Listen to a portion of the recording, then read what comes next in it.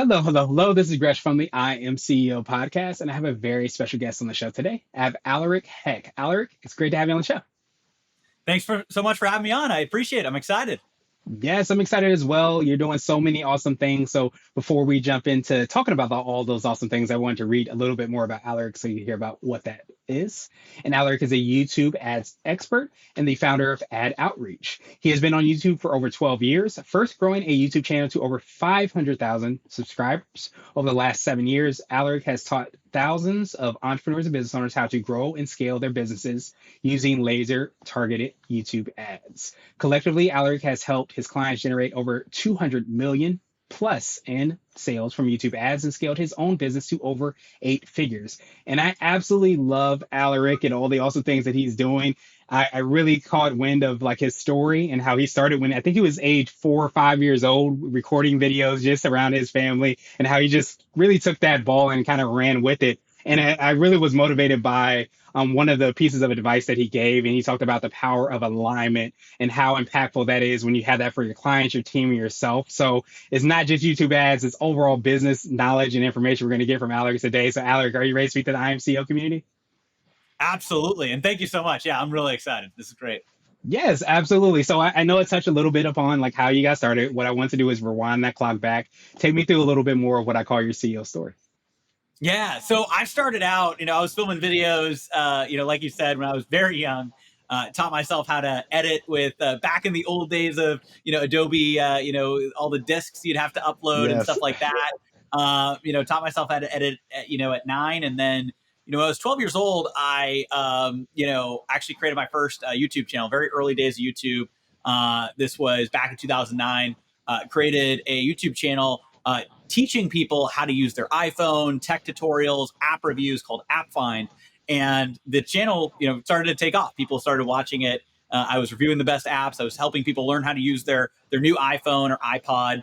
And the channel, ultimately, really started to grow quickly and grew to over 500,000 subscribers. I remember, grew, hundreds of thousands of subscribers throughout high school and college. And about 8 years ago, the channel was really growing. I had, hired a video editor, script writer, business development person. And I was in college at the time. And I remember there was a particular social media app they had, hired me to do a promotion. And I promote their app on the YouTube channel. I get a bunch of downloads. So like, this is great. How can we get this video that you made about our app in front of more people? And they originally wanted me just to publish the same video the next day. But I had to tell them it didn't really work like that. You can't just, post the same video to the same audience twice and double the results. But what if we could reach new people, a new audience, by taking that YouTube video and running it as an ad? And this was 8 years ago. So not many people really knew about YouTube ads. YouTube ads were in its early phase. And so they were a little skeptical, but they agreed to it. We took a $500 budget, and in 1 week, we got over 11,000 users to sign up for their app, just promoting that video to more people. Wow. And so they were blown away. They, called me up and they said, "Hey, Aleric, we want you to drop out of college, fly out to Silicon Valley, join our team. You can run all the YouTube ads." And it was a tempting offer, but I turned it down because I, had that entrepreneurial drive, the CEO drive, like I'm sure everybody here listening and like yourself. And so I said, you know what, I want to build this myself. And so that's when I created AdOutreach about 8 years ago. Originally, it was YouTube ads for mobile apps.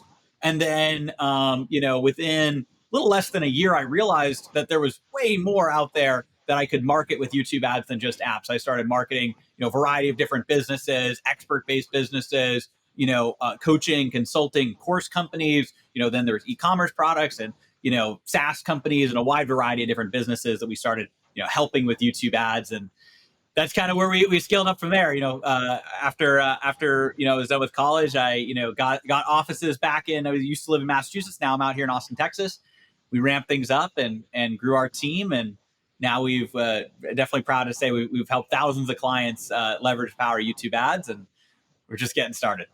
Yeah, I love that you're just kind of scratching the surface and doing so many awesome things. But I love even more, like, again, like how that story started from when you were younger and it just kind of evolved, just like it sounds like the technologies have evolved as well, too. Like people weren't aware of these opportunities. Now they're more aware. But I imagine YouTube ads and as much as all parts of the digital world are constantly evolving and changing. Exactly. Exactly. Yeah. So I guess could you take us through a little bit more on how you're working with your clients, what that process looks like, how you're serving the clients that you work with? Yeah. So the majority of our clients, we have a done together process, which we found works really well to get our clients the best results because it's a hybrid. So, oftentimes out there, there's kind of like two main areas. People either, do it all themselves. They might invest in a course or learning something, or they might hire an agency to do it all for them, but then it's kind of handed off, right? Like this important part of their business is, handed off. And so, well, we do have, course trainings. We have some select clients we're running ads for. The majority of our clients are more of this hybrid type of client. It's a done together process and more of a consulting process where we come in and we understand the client's business and we map out a game plan and strategy and help them implement YouTube ads into their business. So we've got copywriters on our team that will write the scripts for our clients. They'll write out exactly what to say and do on video. We're, of course, helping them set up their ad campaigns, make sure they've got the right videos, go into the right funnels, helping them target those campaigns.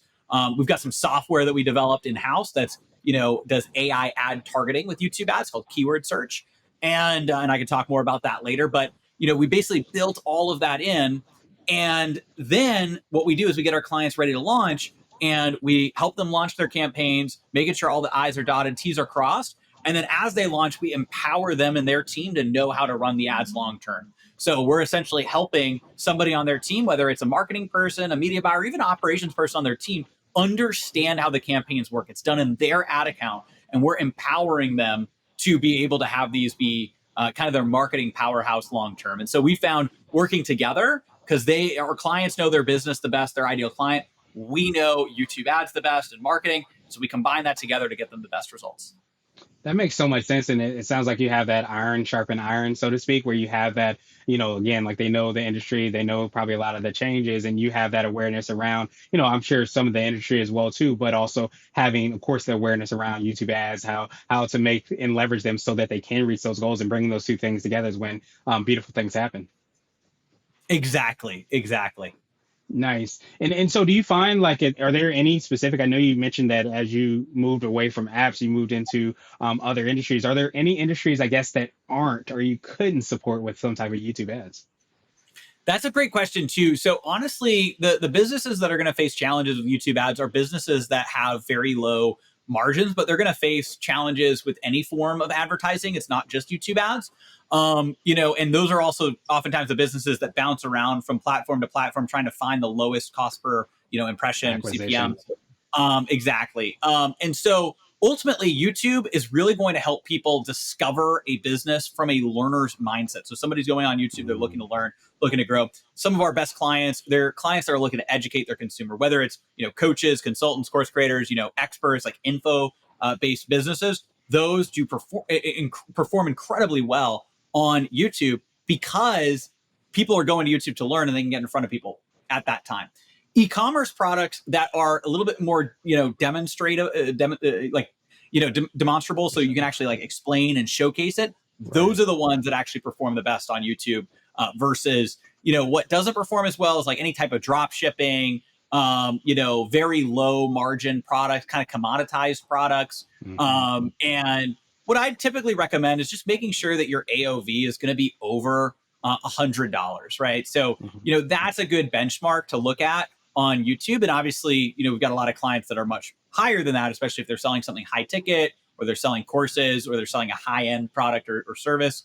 So really kind of looking at that under $100, you really need to make sure that your unit economics make sense. You also have a plan to, upsell, cross sell, resell those customers on the back end. Just because it's going to be a little bit harder to make a stronger return on the front end if it's under $100. Yeah, that makes so much sense. I appreciate you breaking that down so much, and especially like as you were saying, like the learning mindset and education focus. I was thinking about the number of times things have broken inside the house, and I went straight to YouTube trying to figure out how to fix it. And I imagine in so many different aspects, that's where people are going. And if you understand, sounds like you kind of understand the psychology of what even is leading people there, so that makes it a higher likelihood of having that success by running ads there. Exactly. Exactly. Awesome, awesome, awesome. So you might have already touched on this, but what would you consider to be what I would like to call your secret sauce? This could be for yourself, the organization, or a combination of both. But what do you feel kind of sets you apart and makes you unique? So I think the big thing that sets us apart is, we've been on the cutting edge of developing YouTube ad strategies for quite some time. And, what we have developed is what we call our alpha AI targeting strategy. So why alpha AI? Well, if you take a look, there's this concept in the stock market. I'm sure you're familiar with it. It's seeking alpha, achieving results that are better than the average. And so the average return, that's, S&P 500, right? It's like basically in the world of stock market, the average return is that. In the world of marketing and advertising, the average return is just using some of the baseline, audience targeting that you can do inside of Google, inside of YouTube. So, you could target people that are in the market for advertising or in the market for weight loss, right? And that's kind of a pre-built audience that Google has. But what you can do is if you want to achieve better results, you could train the algorithm. The world of stock markets, the best way to achieve alpha results is to have an algorithm that's trained by human. They're called quants, right? In the world of the stock market, that's one of the highest paid positions because they can go and train the algorithm in what's going to get the best results for those stock trading companies. It's the same thing with ads, right? How can we take a human strategy and apply it to the AI that Google has to help you find new people? And the way to do that is by building what are called custom audiences. These custom audience segments inside of Google tell YouTube and tell Google who your ideal client is. And so you can target people based on websites they've been on in the past, things that they're searching for on YouTube and Google, descriptors that identify who they are. And you're essentially building these out and targeting people based on that. And one thing that we've done is we've gotten really good at that. But we've also taken that, bottled it up, and put it into a software. It's keyword search, keywordsearch.com. And that's an AI ad targeting software I've been working on for the last 3 years. Even before AI was big here. Basically, the way that this software works is people just describe their business, they click generate, and it'll go and find all of the different related search terms on YouTube, on Google, websites their ideal clients might be going on, channels they might be watching, and then you can use those to target those ideal clients and then sync them to Google Ads. And so that's the type of process that we help our clients implement, that come and work with us hands-on. And it's also something that people can get access to when they, use the software as well.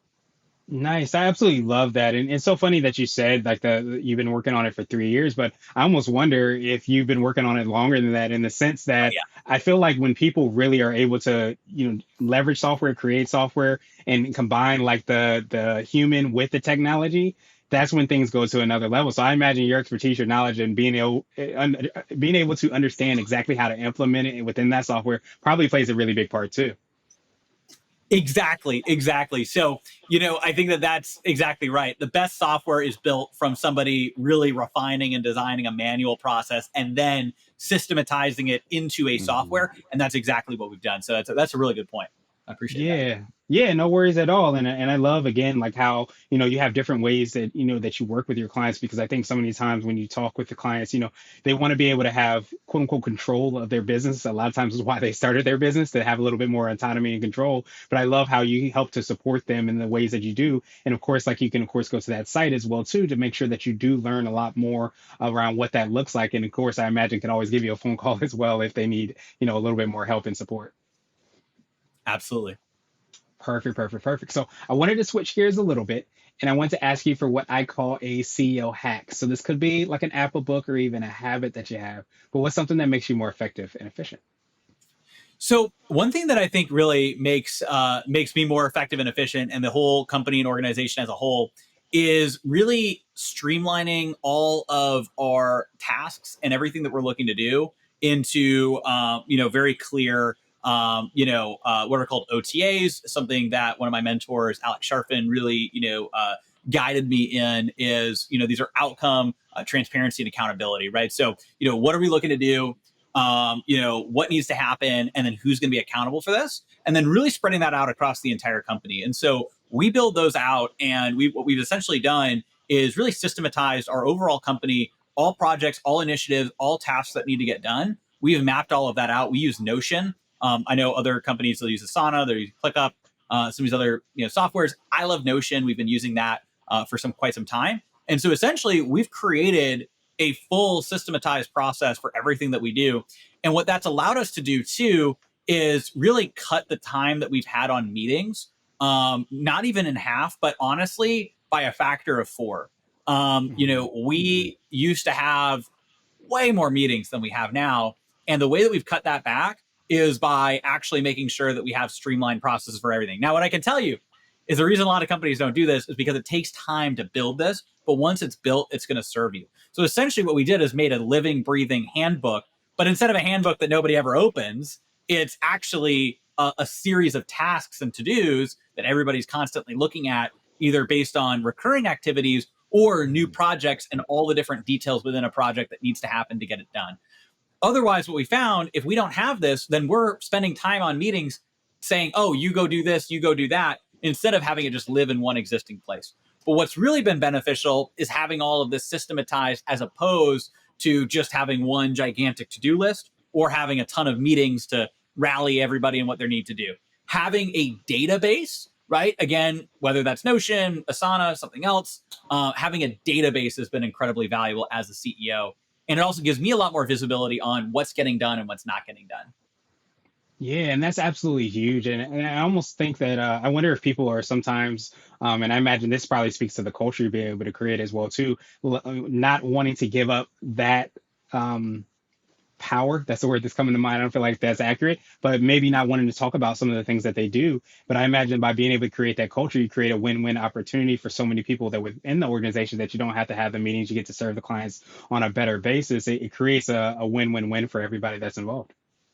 Exactly. And one more point I'll add to that, because Go it's for it. really valuable. The thing that we started with is we did a time study for every single person, including myself as CEO.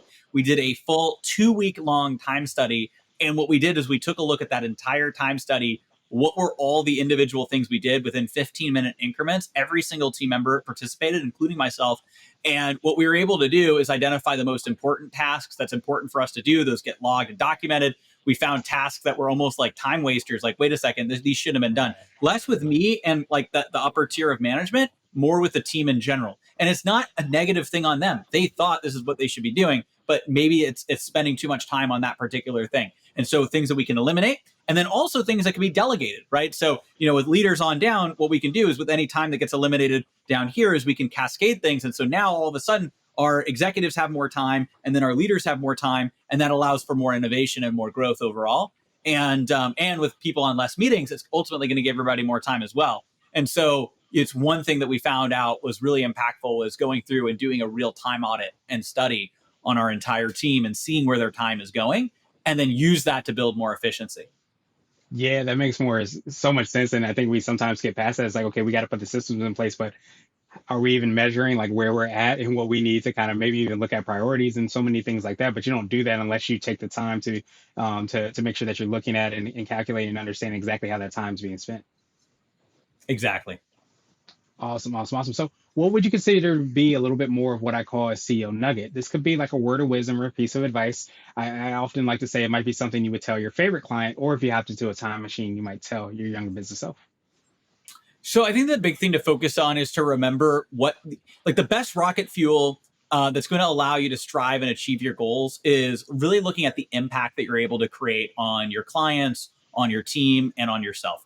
And so you talked about this principle, and I could tell you listen to either some of my other podcasts or some of the things that we have on the site. It's like the alignment of impact is something I talk about. It's like a triangle, right? You got your clients, that's your North Star. You want to make sure you are supporting, empowering your clients, and getting them the best result. And then what you also want to do is make sure that you're aligned with your team and your whole team, what's going to be the best for them and your company. And then aligning with, yourself as an individual, and what's going to be the best for you and the other people around you. And so ultimately that alignment of success, your success is going to be aligned with the company, and the team's success is going to be aligned with the client's success. And when all of that comes together, we're seeing the best success across the board.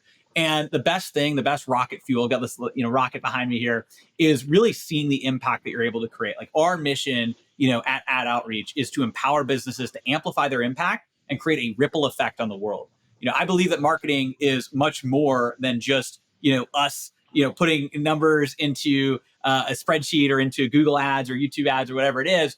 It's actually connecting people with the companies and the products and services that they need, that's going to better their lives, better their businesses, whatever it is that they're happening to look to do. And so, by us going out and helping facilitate more of those connections, it's creating a positive ripple effect. And so really grounding yourself on that as a CEO. Why do we do what we do? And what is the mission that's going to inspire the team?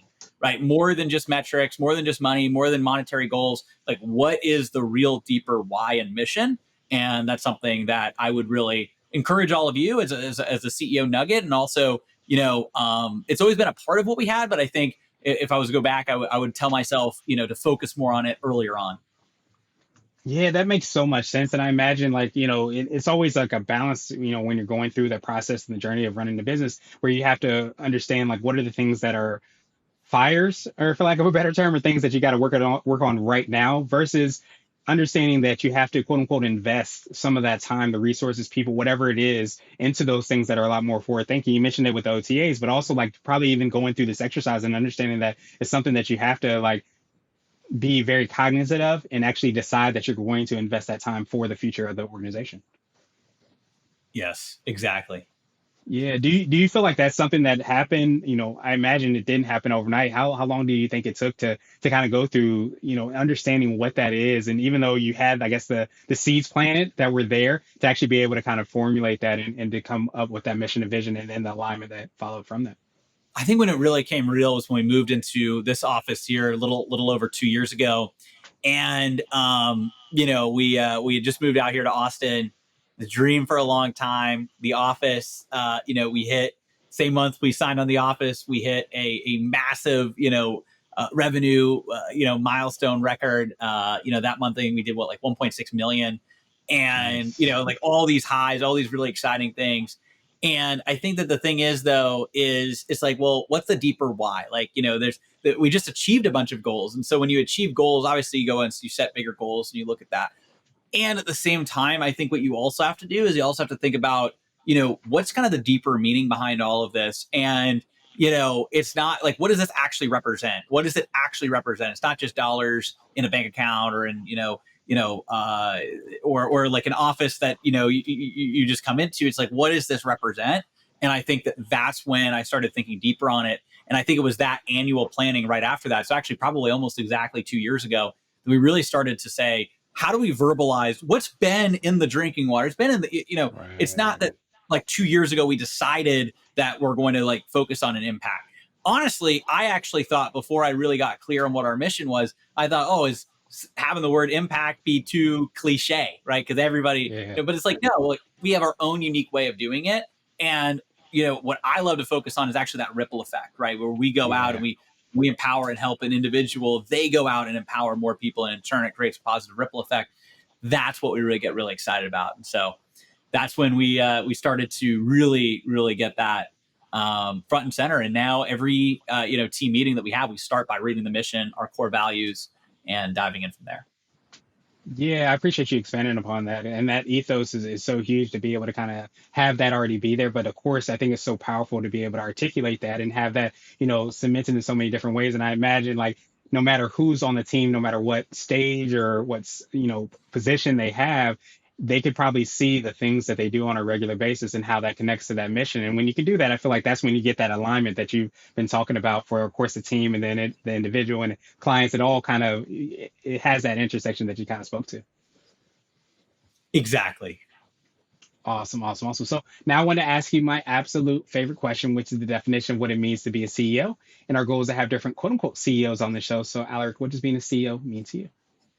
So I think being a CEO means to me is really being that steward for the company's mission, the core values, and ensuring that your company is really aligned to see the best success. Like I talked about, the alignment of impact, being aligned to see that success for your clients or customers or whatever happens to be for whatever you're selling, right? But for your clients, aligning the success of your team and also the success overall of your business and yourself as the CEO. And so when you align all of that together, that's when you're going to be able to create the biggest impact. That's going to show true success as CEO. I think too many CEOs focus on one or the other. Obviously there's the classic example that everybody sees, which is the CEOs that focus on themselves or just focus on the business, right? Maybe at the expense of team or clients. But there's also those that, maybe just only focus on the clients, but they don't take care of them, the team or themselves. And they might be providing the best service, the best product ever, but they're not asking themselves, how can I invest in marketing to grow? How can I invest in my people? How can I pour myself into that? How can I actually make sure the company is profitable enough to be able to scale and then impact more people? Because impacting 10 clients or 100 customers, profoundly is great. But what if you could do 1,000 or 10,000, right? And so, same thing if you're just focusing on your team and you're not necessarily, and that's a little bit more rare, but like if you're just focusing on your team, maybe it's like a lot of personal development and stuff, but you're not focusing on your clients, you're not focusing on building the business, then it's kind of like you almost have like a motivational group, but you're not really like actually focusing on the goal. And so all those things are not, you don't want to just focus on one, you want to align all of them together, focusing on your clients, providing the best products, services, solutions, whatever it happens to be that's going to empower your clients, make them the most successful, in whatever it is that you do, focusing on empowering and leading your team, because that's your responsibility as a CEO. You are the leader and you're the leader of that team. It's also you're responsible for holding the mission, holding the vision, the values.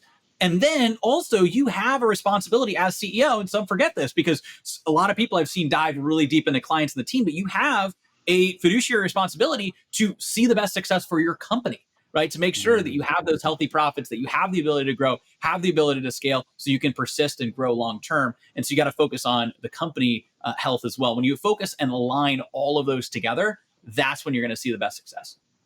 Yeah, that makes so much sense, and especially the collectiveness of those things. And that's why I really love that ripple effect that you kind of talked about. Because I think if you don't focus on those things, you won't get that ripple effect. It's like throwing the rock and you don't see anything happen, it just goes straight down, or it makes it on one lane or just one aspect. But by having that awareness and understanding of kind of like the holistic part of impact, the holistic part of alignment, what that looks like, is really where you start to realize that if you're just doing one of the things, you're doing a disservice, and you're probably not having the impact that you ultimately wanted to have by just focusing on one aspect, as you said so well. Exactly. Awesome, awesome, awesome. Well, Alaric, truly appreciate that definition. Of course, I appreciate your time even more. So, what I want to do now is pass you the mic, so to speak, just to see if there's anything additional that you can let our readers and listeners know, and of course, how best people get a hold of you, find out about all the awesome things you and your team are working on. Absolutely. So you can find me, on all the different social media platforms. Aleric Heck. Of course, I post a lot on YouTube. I also want to give a gift for everybody who is on here. If you're interested in YouTube ads, how you can grow and scale your business, I've got a gift. It's our $200 million YouTube ad strategy PDF, 19 pages, walks through step by step, completely free on how to run and scale YouTube ads. You can go to adoutreach.com/gift. That's ADOUTREACH.com/GIFT. Adoutreach.com/gift. And you can get the full $200 million YouTube ad strategy PDF. You'll also be subscribed to my weekly Marketing Minds newsletter, where every week I'm sharing the best strategies that's working the best for us right now with not just YouTube ads, but overall marketing, the strategies and principles I've used to grow my business. You'll be able to be on there too. And you can, of course, book a strategy call. There'll be all the details when you go and opt in for the gift if you want to have our team take a look at your business and help you implement YouTube ads.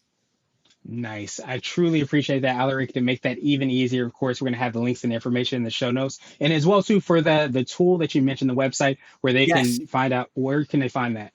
Yes. So the software as well. Thank you so much for bringing that back up too. Yes. So the software is keywordsearch.com. It's literally just keywordsearch.com. And you can go and sign up for 5-day unlimited free trials. It's actually a fully no filters there, free trial to do some audience research for your YouTube ads and then sync those audiences over to Google so you can start running those ads. Awesome, awesome, awesome. And again, to make that even easier, we're gonna have links and information for that in the show notes as well too. Super easy URL, but again, easier. We'll put the link below so people can get to it. So thank you so much, Alaric, for all the awesome things that you're doing. I think that getting that kind of clarity around impact and how we can sometimes be an impact in the businesses that we're running and things that we're doing is so huge. So thanks so much for taking the lead on that and remind us of how important that is. And I hope you have a phenomenal rest of the day. Thanks so much. You too.